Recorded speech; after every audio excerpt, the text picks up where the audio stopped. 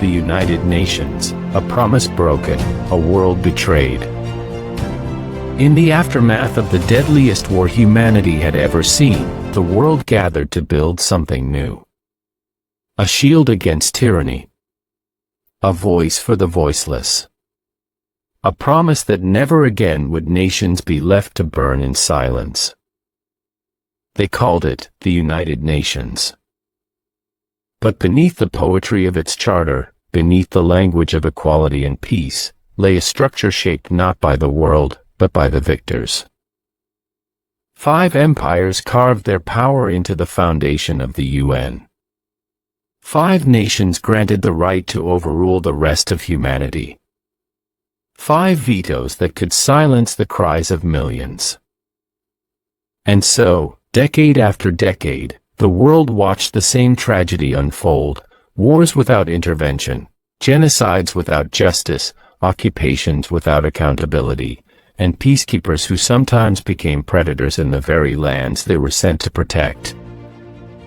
The question is no longer whether the UN has failed. The question is whether it was ever designed to succeed.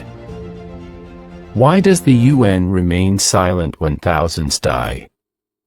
Why does it hesitate on Palestine, on Middle Eastern wars, on Iran, on human rights abuses that stain our century? Why does the organization meant to protect the weak bend so easily to the will of the powerful? Is this neutrality, or is it the last echo of imperialism wearing the mask of global governance?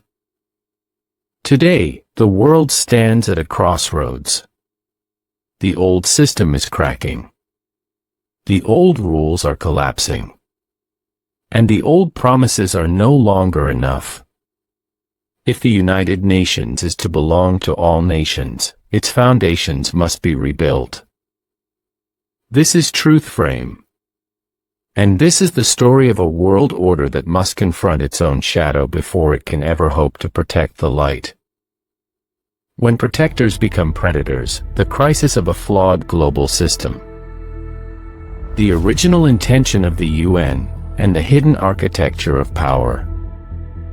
The United Nations was born from the ashes of World War II, a promise that humanity would never again descend into the darkness of genocide, conquest, and global war. But behind the noble language of the Charter, a harder truth was embedded into its foundation. The UN was built by the victors of the war. And like all victors, they wrote the rules to protect themselves. The Security Council, the heart of global decision-making, was designed not as a democratic chamber, but as a fortress for 5 powerful empires. The United States, the United Kingdom, France, Russia, China. Each granted a veto, a single word capable of stopping the entire world from acting. This was not an accident. It was not oversight. It was the price of bringing the great powers to the table, a structure that ensured their interests would never be challenged by the nations they once ruled, occupied, or influenced. The UN was created to prevent war, but also to preserve power. And that contradiction has shaped every failure that followed. A system flawed, biased, and impartial by design. The UN's rules were not built for justice. They were built for stability, the stability of the powerful. This is why genocides were ignored. Occupations were normalized. Human rights violations were debated instead of confronted. Peacekeeping missions were deployed without accountability. And entire nations were told to wait for justice that never came. The structure is not neutral. It is not balanced. It is not fair. It is a system where 5 nations can overrule the voices of 188 others. A system where the victims of war must plead for action, while the powerful negotiate behind closed doors. Why the UN fails to act, even when lives are lost. The world has watched thousands die in conflicts where the UN remained paralyzed. Why? Because the UN cannot act when even one veto power says no. This is why. Syria burned. Rwanda was abandoned. Bosnia waited. Yemen starved. Gaza bleeds. And countless smaller nations suffer in silence. The UN is not unable to act. It is forbidden to act whenever action threatens the interests of the powerful. The cost is measured in human lives. The veto, a relic that must be abolished. The veto is not a symbol of stability. It is a symbol of inequality. It allows one nation to block humanitarian aid. One nation to stop investigations. One nation to silence the suffering of millions. The veto is the single greatest obstacle to global justice. And the world knows it. Nations across Africa, Asia, Latin America, and the Middle East have called for its abolition. But the five powers refuse, because the veto is the last surviving tool of imperial privilege. Why the UN cannot take a clear stand on Palestine, Middle East wars, Iran, or human rights? The answer is simple, because the conflicts involve the interests of the veto powers. On Palestine, the UN is trapped between geopolitical alliances.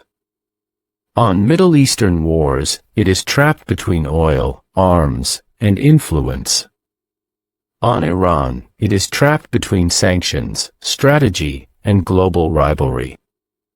On human rights abuses, it is trapped between diplomacy and economic dependence.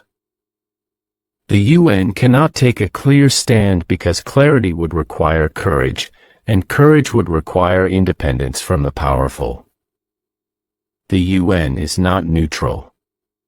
It is constrained. Is the UN still subservient to imperialism? In many ways, yes. Not the old imperialism of flags and colonies, but the modern imperialism of influence, veto power, economic leverage, and geopolitical pressure. The UN often speaks the language of equality, but operates within the architecture of hierarchy. The peacekeeper scandal is not an isolated failure. It is a symptom of a deeper truth. Institutions built on unequal power will always produce unequal justice. The way forward, a United Nations for all nations. If the UN is to survive the 21st century, it must transform. A new UN must be built on abolition of the veto, equal representation for all regions, independent investigative bodies, real accountability for peacekeepers, transparent decision-making, protection of civilians over protection of political interests. A global human rights mechanism free from political pressure. The world does not need a UN that whispers. It needs a UN that speaks with moral clarity. A UN that belongs not to the powerful, but to the people.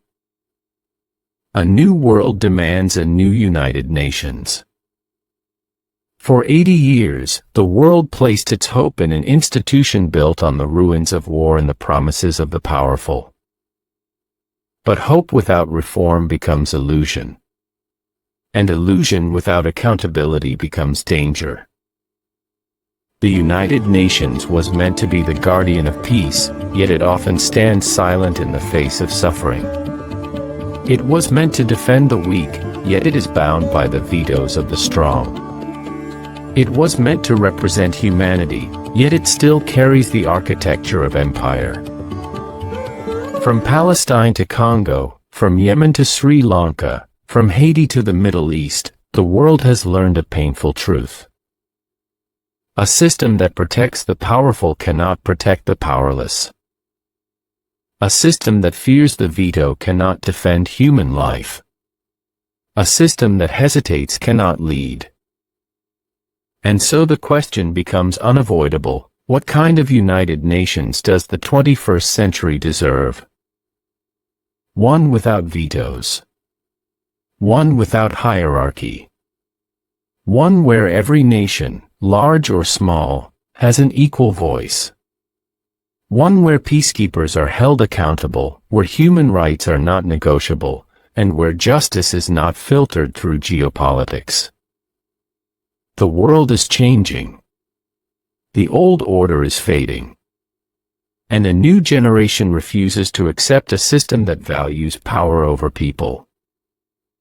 The United Nations must evolve, or it will be replaced by something that will. Because peace cannot wait for permission. Justice cannot depend on politics. And humanity cannot survive inside a structure built to serve the few. This is TBK's Truth Frame. And we will keep asking the question the world can no longer ignore. If the UN cannot protect humanity, then who will? If the United Nations is to remain the guardian of peace, it must first free itself from the chains of. Justice cannot be selective. Peace cannot be negotiated. And humanity cannot wait for permission from the powerful to be protected.